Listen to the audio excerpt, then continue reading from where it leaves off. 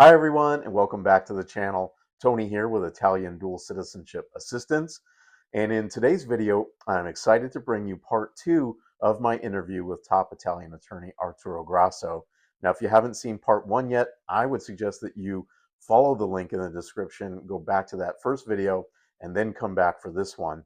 Now, in today's video, we're going to be taking a look at the Italian Supreme Court's likely upcoming review of the minor issue rule that has blocked so many people since the October 3rd, 2024 circular.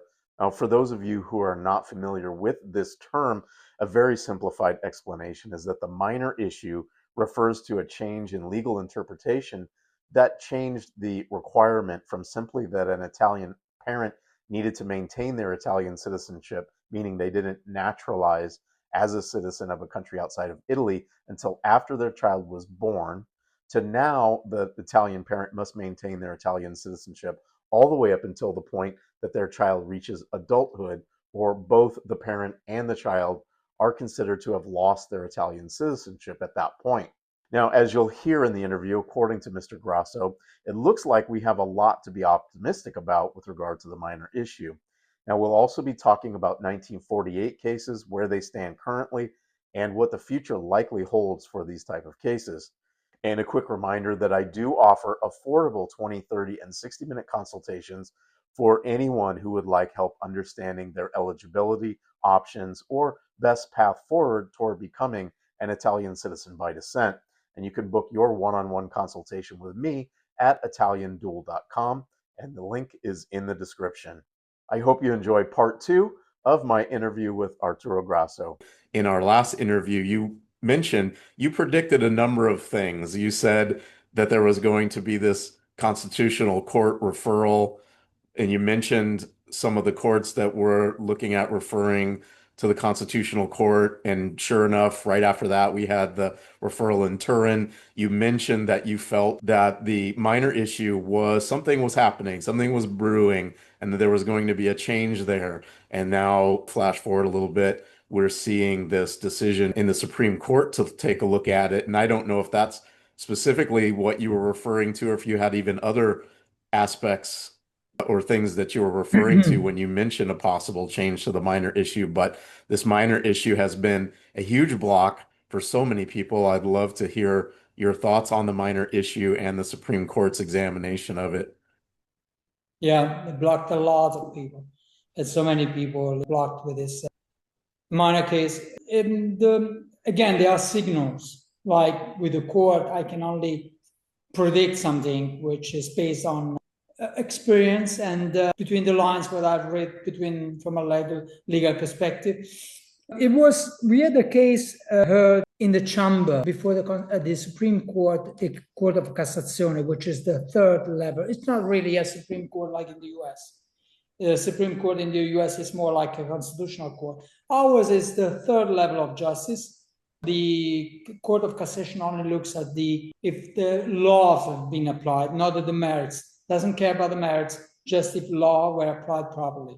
So that's why we are before the Court of Cassazione, because whether a law, Article 12, should apply rather than Article 7, attorneys say Article 7, judges in Rome, especially in Rome, said Article 12.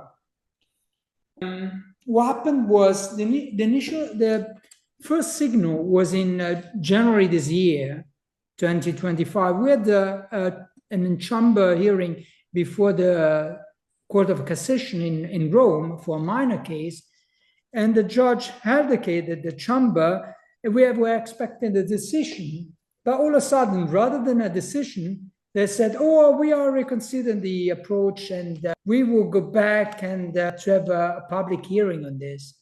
That was so strange, because once you have a chamber hearing, why you should go back and put the file back on the docket to set a public hearing for this?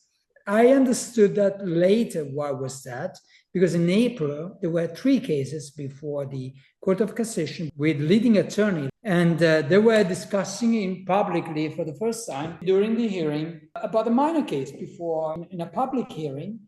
And what was the surprise was that the public prosecutor changed the approach.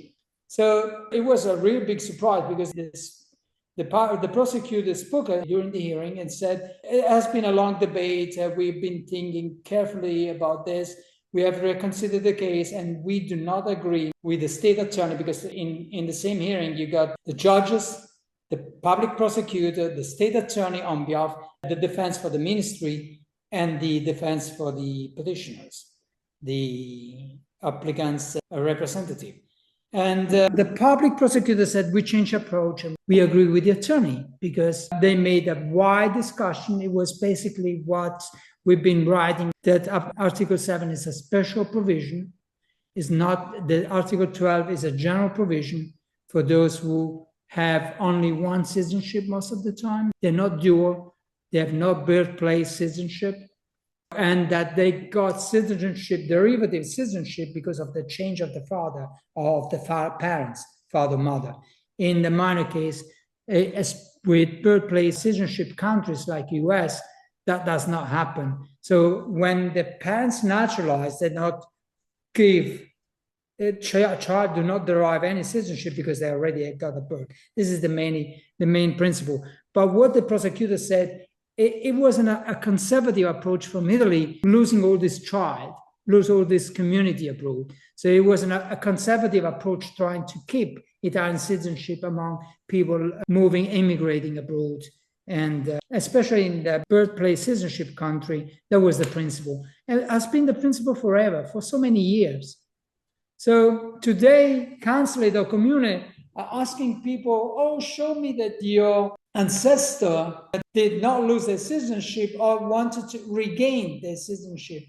Would you consider someone going to the consulate regaining citizenship, or not, children trying to get citizenship back? The consulate would say, hey, that's not the law. The law says that you were born already when your father lost your citizenship, so you can't ask that. They would have been dismissed by the consulate. And today, they joined the same approach and asking for such a document. When you go to the consulate, they're dismissing all the minor cases consulate by saying, give me evidence that the child regained citizenship, came to the consulate and make a formal declaration to get citizenship back. It simply doesn't exist, because they would never accept something like that. But anyway, what changes now? Because of these changes in April, later on, Meloni had another 2 hearings, and he got an order by the court saying, we deferring this case to the prime president of this section, which was the first section, in order for her to defer it to the United Section.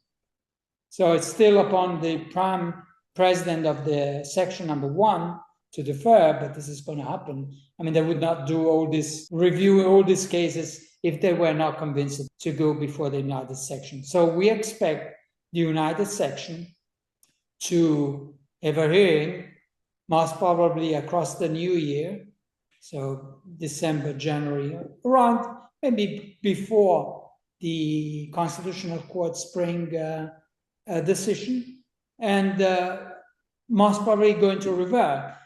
I mean, I cannot see any different approach, because normally you go before the United Sections if you have a contrast in the presidents. But here we have only 2 presidents, the one in 2023, the 17161, and the other one in 2024. So with 2 presidents which are on the same line, on the same side, there's no contrasting president. So they wouldn't do all this work without any opposite president if they were not going to change this the approach. So that's my guess, that's my best guess. Again, decision is upon the court. When we hear the United Section make a decision, we will know for sure that the minor case has changed, approach has changed. Because so far to date, most of courts are rejected. Palermo, Bari, I mean, all those courts who were favorable to president are rejecting. There are few, which I'm not going to mention, but very few, a couple maybe, which still are, I'm not going to mention, I don't know, it's Napoli, and court where Catanzaro, Campobasso, I believe there's another one, where the courts are, there's no really contrast, but there's no one bringing forward the president from the Constitution, from the Court of Cassation, the two that I just mentioned, and the judge, they have no argue on this matter, and so they just move forward. But I must mention a sentence by a judge in Turin, Judge Natale, who specifically said, I know there's a precedent by the Court of Cassation which rejects the minor case.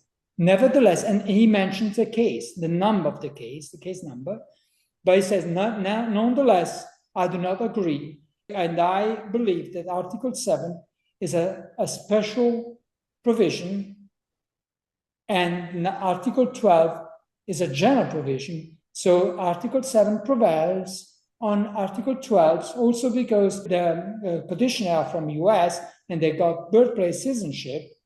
So parents, when they naturalize, cannot pass on the children the US citizen because they already have it. So I do not agree. He made a reason for that. He wrote a reason for that and approved the case.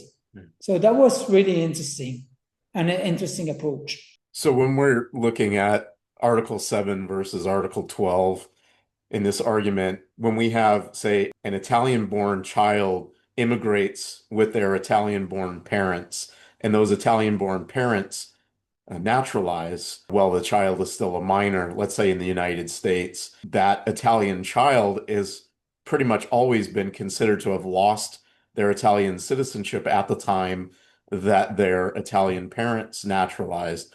That it was meant to apply to those children born in Italy who would lose their Italian citizenship because they had no other citizenship that was gained at the time of birth.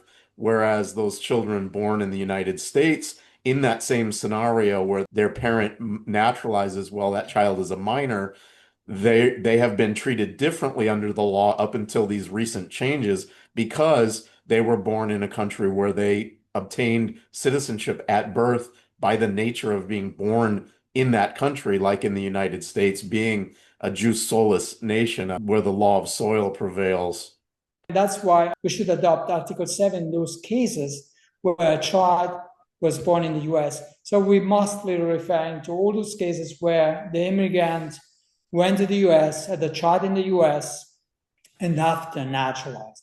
After the child was born, she naturalized. And that's, that in that case, we should apply Article 7. The child is safe. He retained his Italian citizenship just the way he has been for over 150 years. Thank you for explaining that. Now, do you have any gut feeling on how this United Sessions of the Supreme Court is going to go? How do you think this is going to turn out? Where do you think they're leaning? It's a gut feeling, because you can never predict the court directions, avenue they might take. But again, considering on all the Court of Cassation making all these changes in putting back on the docket a case that was already decided theoretically, because at the court, the hearing in January 10th was already held. So they put the case back on the docket. They had 3 cases heard in April 1st and 2 cases heard in May. And then they made without any opposite precedent. There's no opposite precedent by the Court of Cassation, which is the standard when you defer cases to the United Section, is to make precedent, to put the precedent together and say, this is the new way you should take it for the future. And without all of this, they send everything to the president of the first section in order for her to send it to the United Section. I believe they're doing all of this because they're going to change the approach. That's my feeling. Yeah, so I want to talk a little bit about 1948 cases. A lot of people felt like the need for 1948 cases might disappear under the decree law and the subsequently converted law. Obviously, my work with you and some of our clients that we've been working on together, there's lots of people still looking to file 1948 cases. Seems like there's still lots of need for that. We haven't really seen 1948 cases make it all the way through the process yet since the new law went into effect. What do you think about all of that related Well, the to destiny cases? of our 1948 cases is pretty much connected to the destiny of all cases that would be decided according to the Turin case, because the Turin case would say that everyone born before that date would be managed in the same way, and that president it's a strong president. It's just not a it's based, first of all, holds. It's not a standard precedent like you do in from the Court of Cassazione, standardly based on upon judge of merit or Cassazione interpretation of the law, because behind that case there's a constitutional court decision. Is the decision that the two decisions actually, the one from 1975 about equality of gender, because the woman who marries a foreigner cannot lose her citizenship without deciding to do so. So it can be automatic. That was the 1975, which changed the Law 555, Article 10, Provision 2. And the other one is from 1983 that sets the equality of, again, of a gender of a parent within the family, because of Constitution saying so, saying that a child is able to derive citizenship from a mother. Why not? So it's based on the constitutionality of a law. So it's a very strong precedent. What happened in 2009 with the Cassazione was to extend that case backwards till after 1940, even before 1948. And I don't think this is going to change between judges. First of all, because the more we go in the future, the more the constitutional principle expands, become more integrated about human rights principle, equality of gender, equality among races. So it's expanding. Reading the decision from 2009, the judges specifically say that no matter that the woman is deceased, that the person is deceased, or the people along the line is deceased, today the person requesting citizenship should still be enabled to ask it anytime.